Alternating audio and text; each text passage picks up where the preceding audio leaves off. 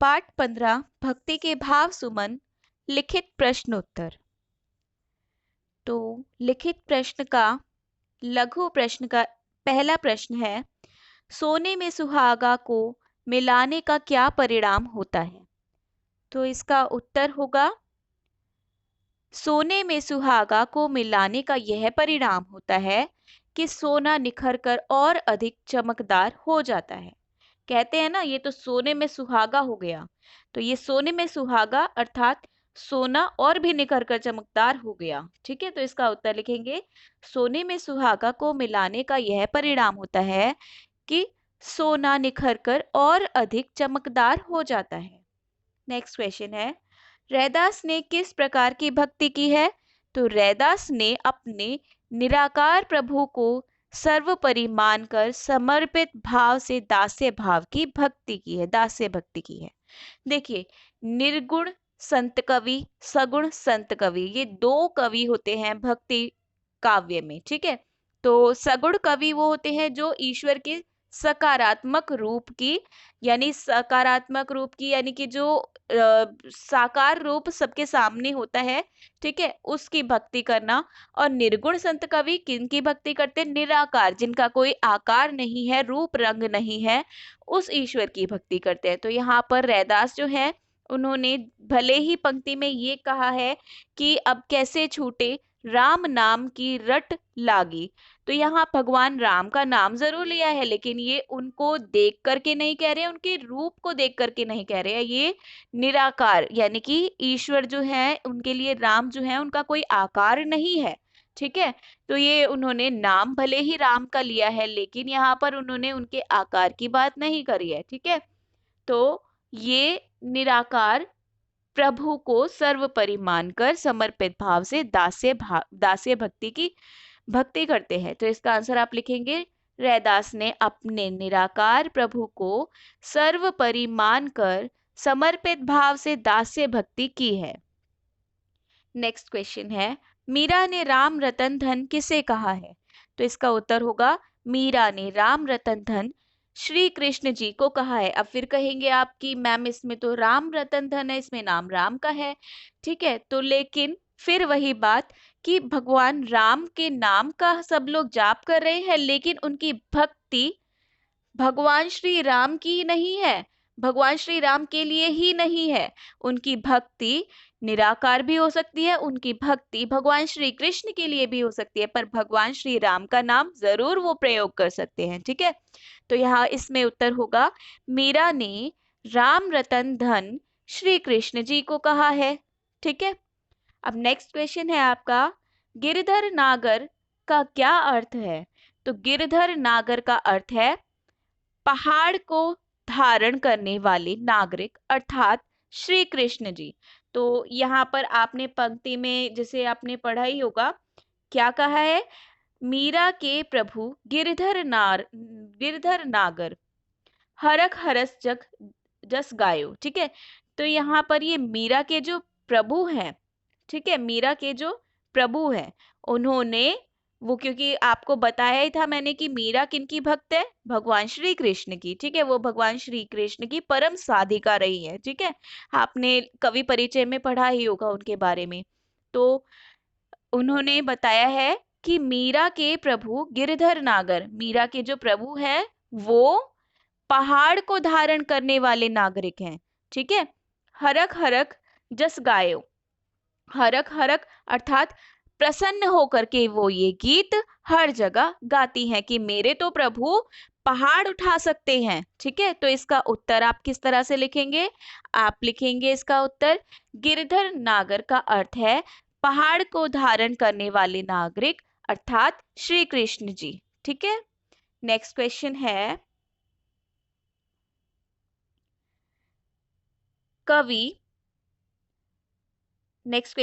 कवि रसखान कृष्ण के किस रूप पर मोहित हैं? तो अब यहाँ पर जो रसखान कवि हैं वो भगवान श्री कृष्ण के किस रूप पर मोहित हैं? वे भगवान के उस रूप पर मोहित हैं जिसमें वे अपने हाथ में छोटी सी लाठी, यानी भगवान श्री कृष्ण के हाथ में छोटी सी लाठी और अपने कंधे पर काला कंबल धारण करके गायों को चराने जाते थे। मैंने आपको बताया था ना कि भगवान श्री कृष्ण है, उनको गाय चराना बहुत अच्छा लगता था। सबकी अपनी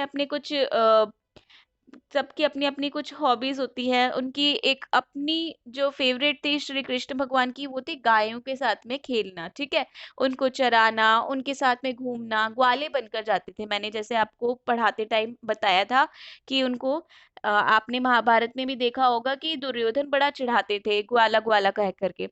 वो ग्वाला इसलिए कहते हैं क्योंकि ग्वाले जो होते हैं वो गायों को चराते हैं, ठीक है। तो यहाँ पर इसका उत्तर आप लिखेंगे, कवि रस खान श्री कृष्ण के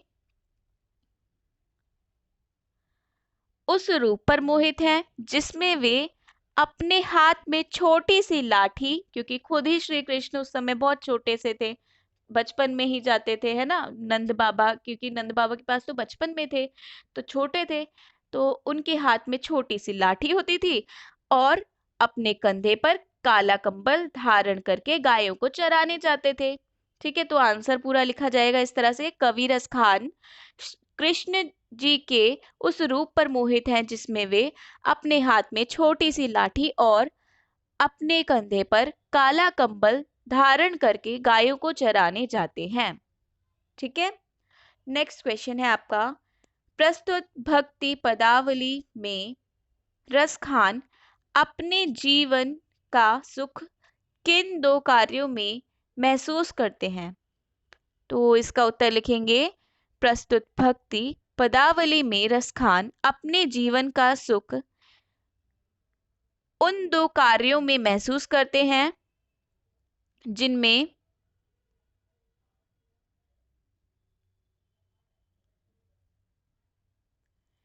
वे नंद की गाय चराने और ब्रिज के वन, बाग, बगीचे एवं सरोवर को निहारने के सुख को सर्वश्रेष्ठ या सबसे बड़ा मानते हैं। ठीक है, नेक्स्ट अब दीर्घ प्रश्न पर आ जाइए। दीर्घ प्रश्न का फर्स्ट क्वेश्चन है आपका, रैदास ने भक्त और ईश्वर के संबंध को किन किन उदाहरणों से स्पष्ट किया है? किन्हीं दो का वर्णन कीजिए। तो रैदास ने भक्त और ईश्वर के संबंध को कई उदाहरण देकर स्पष्ट किया है ना, कि प्रभु जी तुम चंदन हम पानी, दीपक और बाती वाले, है ना। तो इसमें से आप कोई भी दो आप अपनी तरफ से भी लिख सकते हैं, वरना आपको मैं बता देती हूँ। इसका उत्तर लिखिए, रैदास ने भक्त और ईश्वर के संबंध को कई उदाहरणों से स्पष्ट किया है, जिसमें से दो प्रमुख उदाहरण हैं, ईश्वर चंदन और भक्त पानी है। सेकंड, ईश्वर दीपक और भक्त बाती। ठीक है, अब नेक्स्ट क्वेश्चन है आपका, कवि रैदास की कौन सी आदत नहीं छूट सकती और क्यों? तो इस क्वेश्चन का आंसर आपका होगा, कवि रैदास की अपने आराध्य प्रभु का स्मरण करने की आदत नहीं छूट सकती, राम नाम की रट नहीं छूट सकती, यानी कि अपने निराकार ईश्वर को स्मरण करना यानी याद करने की आदत अब नहीं छूट पाएगी, क्योंकि प्रभु अब उनकी रग रग में समा गए हैं। ठीक है, और वे प्रभु की भक्ति में लीन हो गए हैं। ठीक है, यानी कि अब वो ऐसे भक्त बन गए हैं कि उनसे ये भक्ति उनकी कोई भी नहीं छीन सकता। ठीक है, कि उनको ये आदत हो गई है अपने ईश्वर को याद करने की। तो इसका आंसर आप इस तरह से लिखेंगे, कवि रैदास की अपनी आराध्य प्रभु, आराध्य यानी कि जिनके दास बन जाना, ठीक है, जिनके दास बन जाना। तो आप लिख सकते हैं इसका आंसर, कवि रैदास की अपने आराध्य प्रभु का स्मरण यानी याद करना। ठीक है, आराध्य प्रभु का स्मरण करने की आदत नहीं छूट सकती, कोमा, क्योंकि प्रभु अब उनकी रग रग में समा गए हैं और वे प्रभु की भक्ति में लीन हो गए हैं। ठीक है, नेक्स्ट क्वेश्चन है आपका,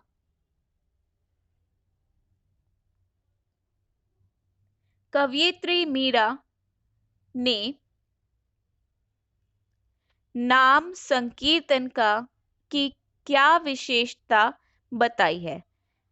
तो इसका उत्तर होगा, नाम संकीर्तन की विशेषता बताते हुए कवयित्री मीरा कहती हैं कि राम नाम का धन अमूल्य है, यानी कि ऐसा धन अब और कहीं नहीं देखा जा सकता। तो राम नाम का धन अमूल्य है, कोमा, जिसे चोर चुरा नहीं सकता, तथा यह दिनों दिन 1.25 गुना बढ़ता जाता है। ठीक है, ये उनसे कोई भी चुरा नहीं सकती है भक्ति।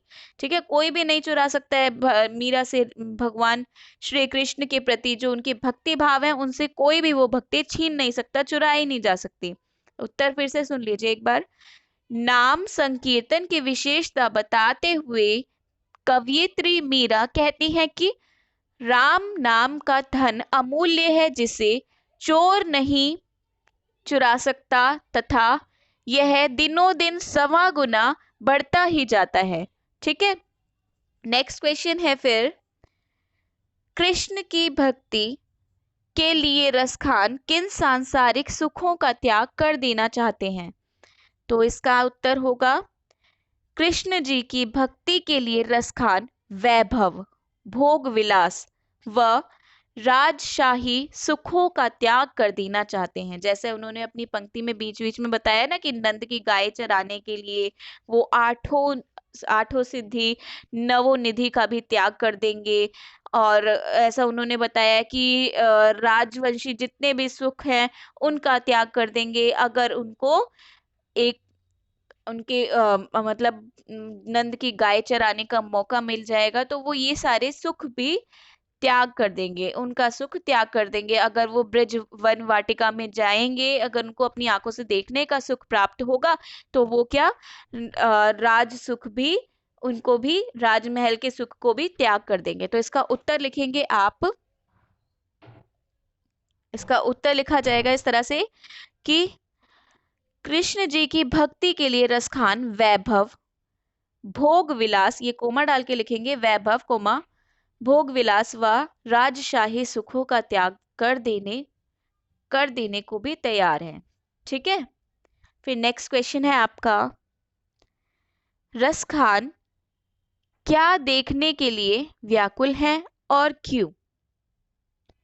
तो इसका उत्तर है, रसखान अपनी आंखों से ब्रज के वन, अभी अभी बात करी थी ऊपर वाले प्रश्न में, फिर से वैसा ही प्रश्न है, तो उत्तर लिखेंगे इसका, रसखान अपनी आंखों से ब्रज के वन, बाग और तड़ाग अर्थात सरोवर देखने को व्याकुल है, क्योंकि इन स्थानों पर श्री कृष्ण और राधा के पवित्र चरण पड़े थे।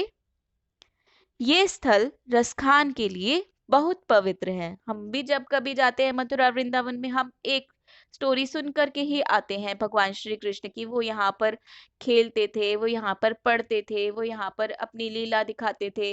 तो हमें भी अच्छा लगता है वहां जाकर के, और देखने का मन करता है कि हमारे सामने ही अगर ये प्रक्रिया हो रही हो, प्रतिक्रिया हो रही हो, तो हमें भी देखने का मन करता है ना। तो वैसे ही यहाँ पर रसखान भी क्या कह रहे हैं, रसखान अपनी आंखों से ब्रज के वन, बाग और तड़ाग अर्थात सरोवर देखने को व्याकुल है, क्योंकि इन स्थानों पर कृष्ण और राधा के पवित्र चरण पड़े थे। ये स्थान रसखान के लिए बहुत पवित्र हैं। ठीक है, लास्ट क्वेश्चन है आपका, मीरा के सदगुरु ने उन्हें कौन सी बहुमूल्य वस्तु प्रदान की है? तो इसका उत्तर आपको पता ही है कि राम नाम के धन रूपी रत्न को उनको दिया है। ठीक है, फिर भी मैं इसका उत्तर आपको बता देती हूँ, आप लिखिए, मीरा के सतगुरु ने उन्हें राम नाम के धन रूपी रत्न को दिया, जो, कॉमा डाल के लिखेंगे, जो सभी धनों से अमूल्य है, कॉमा, जिस धन की तुलना नहीं की जा सकती है, पूर्ण विराम, यही वह बहुमूल्य वस्तु है जो उनके सदगुरु ने उन्हें प्रदान की थी, पूर्ण विराम। चलिए, अभी इनके क्वेश्चन आंसर्स हो गए हैं, अब नेक्स्ट आपको इनकी व्याख्या दी जाएगी। Okay class, thank you.